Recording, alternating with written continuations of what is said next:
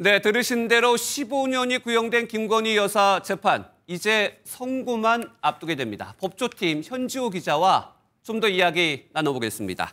현 기자, 특검팀이 15년을 구형했습니다. 선고 결과는 어떻게 예상됩니까? 이 구체적인 선고 결과를 알 수는 없겠지만 중형을 피하긴 좀 어려워 보입니다. 네. 지금 재판에서 다루고 있는 김건희 여사의 혐의는 3가지죠. 재판부는 이 가운데 가장 무거운 형을 기준으로 가중해서 선고를 하게 되는데요. 특검은 오늘 이 범위 안에서 최고형이 나오더라도 부족하다며 중형의 필요성을 계속 강조했습니다.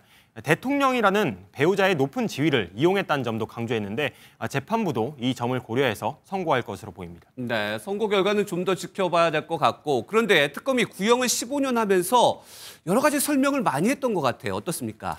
네, 각 사건을 맡고 있는 특검보 3명이 이 재판정에서 직접 양형 이유를 설명했는데요. 네. 특검은 이 도이치 주가 조작 의혹을 두고는 김 여사가 주가 조작 목적을 알고 계좌를 제공했다 이렇게 주장을 했고, 이 명태균 여론조사 의혹에 대해서는 이 윤석열 전 대통령과 정치적 공모 관계라며 중형이 필요하다고 강조했습니다. 김 여사 변호인단은 앞서 이 재판 과정에서와 마찬가지로 혐의를 모두 부인을 했습니다.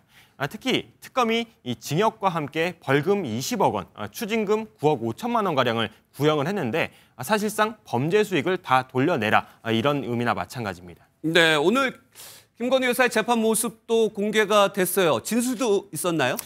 김 여사는 이 특검 측의 피고인 신문에는 진술 거부권을 행사를 했습니다. 예. 하지만 중간중간 이 재판장이 직접 질문을 할 때는 답변을 하기도 했는데요.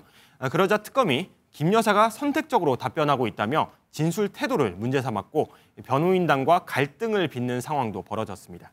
네, 지금까지 한 재판이 한 3개월 정도 이어져 왔는데 김건희 여사가 일부 혐의는 인정한 것도 있죠. 네, 그렇습니다. 지난 9월 24일 첫 공판이 열렸고요. 그걸 시작으로 오늘 결심 공판까지 모두 12차례 공판 기일이 진행이 됐습니다. 오늘을 포함해 3차례 재판정 내부가 공개되기도 했는데요. 이미 촬영 대부분 하셨을 테니까 이 정도로 마치시죠. 결정적인 재판은 지난 5차 공판 이후였습니다. 건진법사 전성배 씨가 김 여사 측으로부터 돌려받았다는 이 샤넬 가방과 신발 등 실물을 특검에 제출을 했고 실제 재판정에 등장하기도 했죠.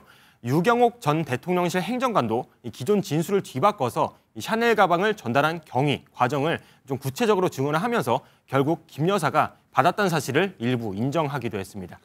그런데 이것이 끝이 아니라 아직도 진행 중인 수사가 남아있다고요?